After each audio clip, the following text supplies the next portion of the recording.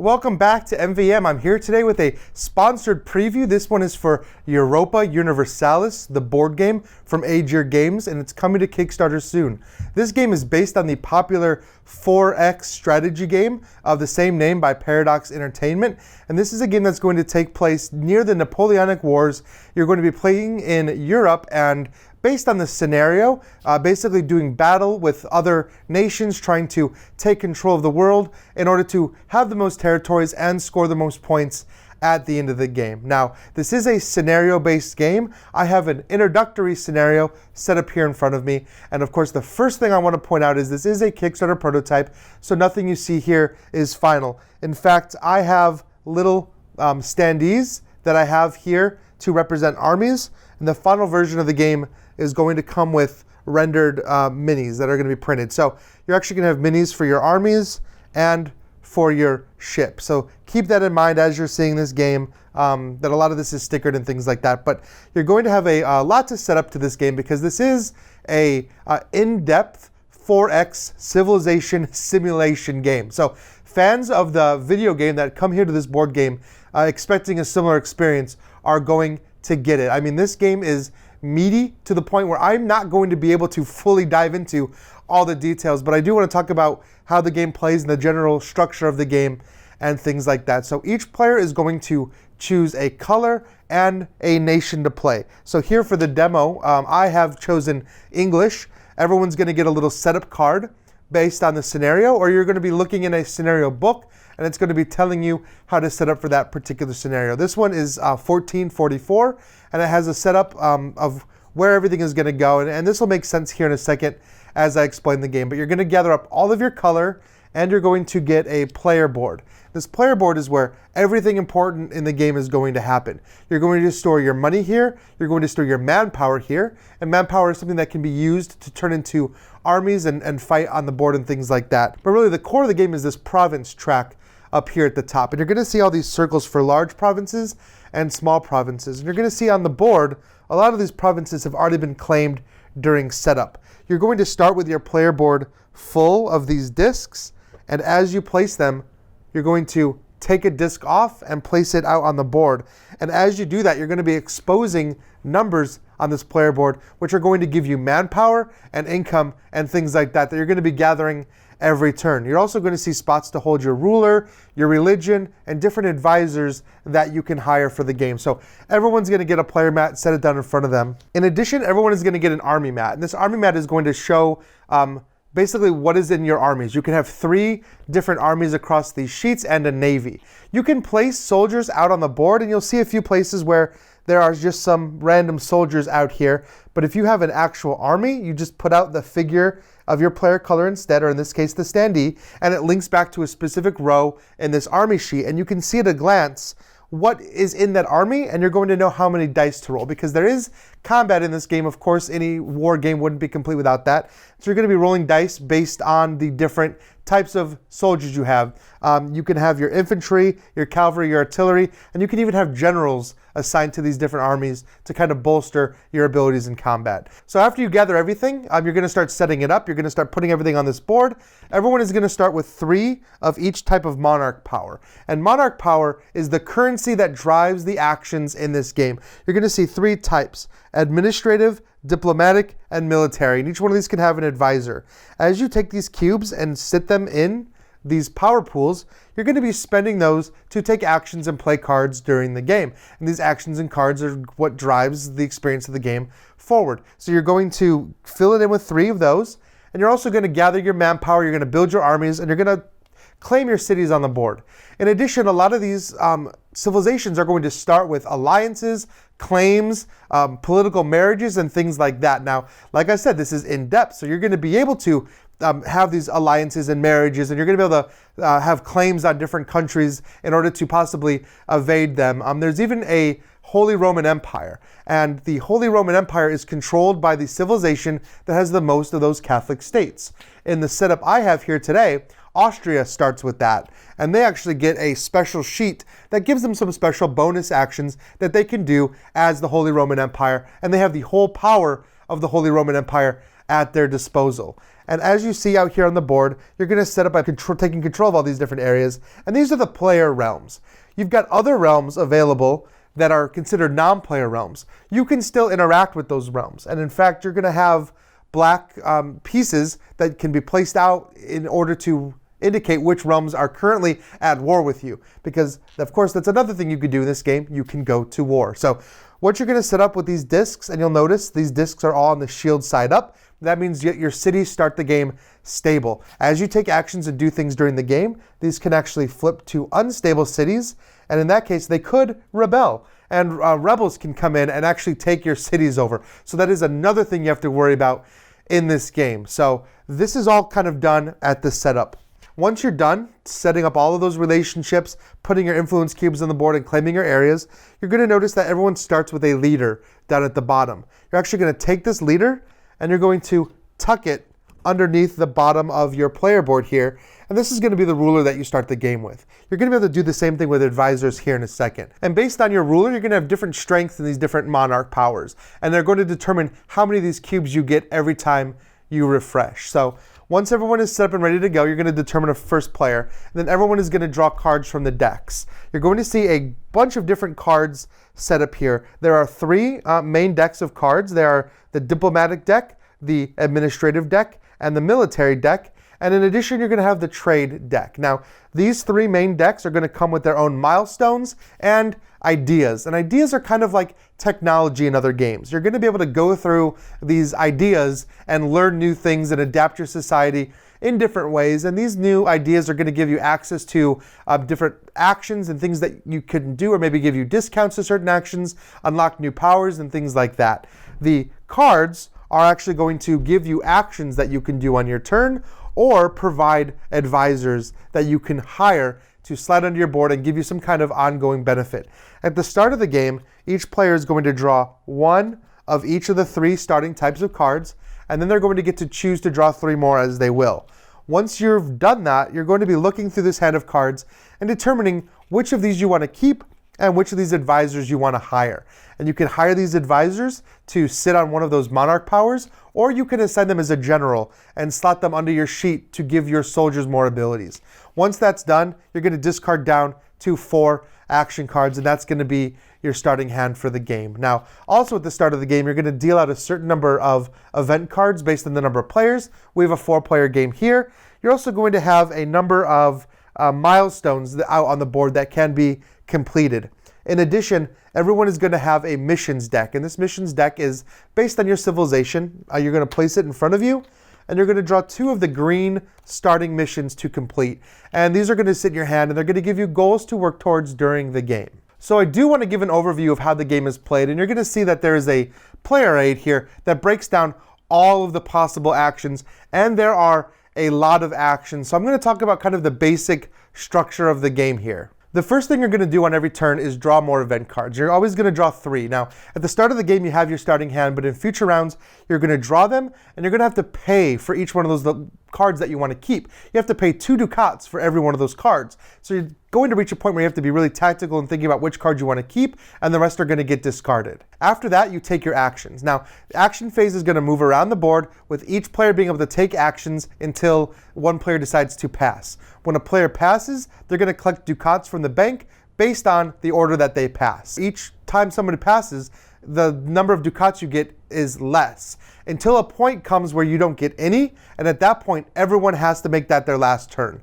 If they haven't finished their actions by then, they're just done.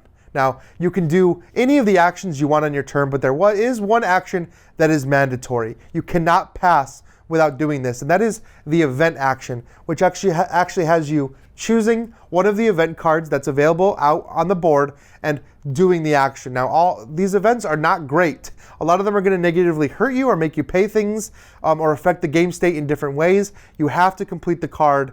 This card is then going to go away. Any card that you didn't pick is going to have coins added to that, so other players can have incentive to choose those different events, but you have to do one event card on each round. Now, these event cards might have you changing religion, excommunicating people, interacting with the Holy Roman Empire in different ways, starting alliances, ending marriages, having rebellions. I mean, the amount of things that can happen with these event cards is crazy. And of course, this is a full simulation game. So basically, if it can happen to you in the PC game, it can happen to you here in the game as well.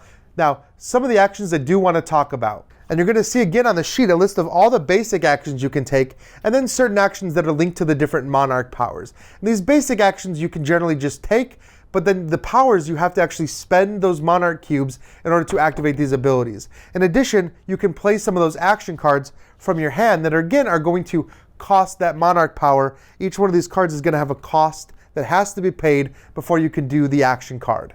Now, these actions are how you're going to move your armies around the board. They're how you're going to enter into diplomatic negotiations with other players, because it is an action to negotiate with somebody. You can basically buy and sell and trade whatever. Cards, people, territories on the board, armies. Like, you can have these negotiations. Nothing is binding, of course, so you kind of want to make sure that the player you're negotiating with gives you something tangible at that point, because if you're asking for help maybe later, it's up to them whether they want to give you that help or not. So there is a heavy negotiation element that happens during the action phase. Also, you're going to be able to declare war and go to battle and things like that. I will talk about battle pretty quick. It's basically a dice off when you're going to look at your total number of troops, and you're going to roll dice based on the troops. So these dice are going to be better based on what you have, whether you have the infantry, the artillery, or the cavalry. Your generals can possibly add dice. You're going to see that on some of these character cards that they give you dice if they're serving as general. You're going to roll dice against the opposing army, and you're going to be looking for hits and critical hits and things like this on the dice. You're going to be doing damage back and forth. Now, when soldiers are defeated from the battlefield, they come back to your player board, and they come back in this exhausted manpower section. And you're only going to get a few of these exhausted soldiers back each turn. So if you go to heavy war and you lose a lot of soldiers, it's going to be a while before you can rebuild your force and go back to war again. And of course, even going to war has its limitations. You have to have a good claim with the Holy Roman Empire to go to war against the Catholic state. If you have alliances, you can't go to war. If you have truces, you can't go to war. You have to have a claim to go to war without taking penalties. So there's a lot of that deep simulation that happens with going to war. But it can be very effective because taking territories is how you take cities off of your player board. In addition, you're going to be able to do some of the special actions linked to some of those Monarch powers. You're going to be able to take administrative actions to try to colonize new areas, convert new areas to your religion, or increase your stability. You see at the top of your player board, you have a stability track that can go up and down. If your stability track is too low, this is where your cities can start rebelling against you and start becoming unstable. If you go the other direction, you'll actually get bonus cubes and things like that to spend, bonus influence and monarch power to spend on your turn. So you want to kind of keep that stability up. In addition, you can take some of those diplomatic actions. You can spread out your influence. You can forge claims against areas. You can start alliances and things like that. Those are all going to be tied into the diplomatic action tree. And then lastly is that military tree, which is the war, recruiting armies. You can place guys out on the board, or you can consolidate into those bigger armies that are going to give you a stronger combat bonus. And like I said, in addition, of course, you have all the actions of all your cards. So while these are just some of the actions you can do, there are just a ton of different actions you can take in this game to kind of try to politically maneuver with other players. In addition, you can be trading at the same time. Now, trading is going to have you drawing from a deck of trade cards, and these trade cards are going to represent valuable goods that can be traded. This is something that's going to be going on while the rest of the game is happening. You're going to be having merchant figures that you can actually move across the board, and these merchants can go from one area to another, and you're going to be able to trade these goods in for money. So you're going to be doing this economic thing while you're worrying about everything else that's going to happen during the game. So like I said, you're going to keep going around the board with everyone doing other actions until everyone passes and receives their money. After that, you go on to the rebels phase of the game. And this is where the stability decisions I talked about can really come back to bite you. First of all, any truces on the board are wiped out at this point. Truces only last for one round, so they're just a temporary safety net. After that, you have to check for rebellion. You're going to be looking at all of your areas that are unstable, and you're going to be rolling rebellion dice, one for every one of those areas. And it's possible that if you roll poorly, that you're going to lose those areas to the rebels. These rebels, which are represented by these orange meeples in my version of the game, are actually going to be able to come out to the board. They're going to be able to lay siege to your cities. And they can, like I said, potentially take over your cities for their own cause. You can deal with these rebels once they're on the board. It is one of those military actions to try to dispel the rebels or get the rebels out of your area. During this phase too, you're also going to check after you've dealt with the rebels to see if there is any peaceful resolution to conquest.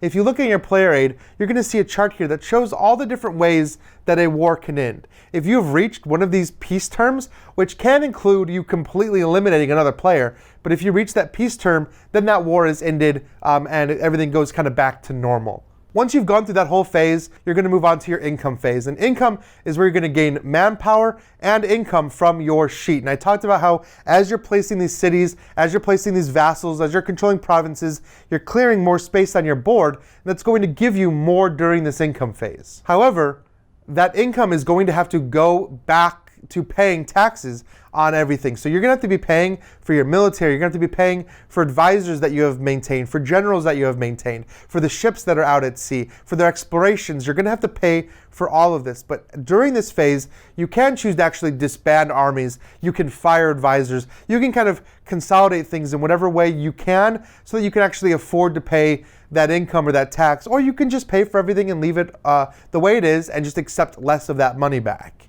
You're also going to potentially gain or lose stability at the end of the round. You're going to refresh your monarch power, and that's again based on the ruler that you have and the other the different advisors that you have. And again, you can kind of hire and fire these advisors during the game. You can actually get new rulers through the event cards. When certain event cards come up that have your ruler pictured, you have to take that ruler and basically replace your old one. And all of this is going to work together to generate how many cubes you get in your monarch pool. So it's good to have advisors, but you want to try to focus your advisors onto the path you want so you have the right monarch cubes to spend. After that, you basically refresh your manpower by taking manpower from your exhausted and putting it back in your ready, which then you can spend to recruit new soldiers. And you're going to discard down to 5 cards in your hand.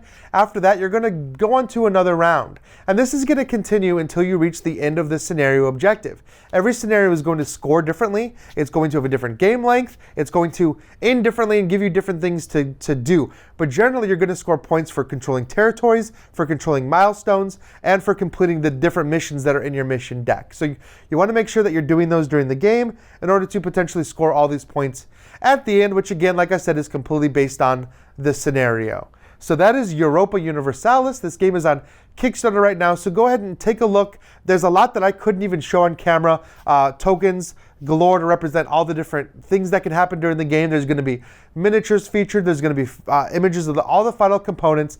And again, like I said, if you're a fan of the digital video game, this game has so much to offer you. I mean, this is close to a one-to-one translation of that video game. It really brings that experience of playing that game, which I will admit personally, I do love that video game. So that was one of the reasons why I was so excited to do this preview. And this game, it didn't disappoint in translating that experience to the table. So if you like heavy simulation civilization games, definitely go to Kickstarter right now and check this out. And as always, please leave any comments, like, subscribe, let us know what you think of the show and of the game, and I will see you next time.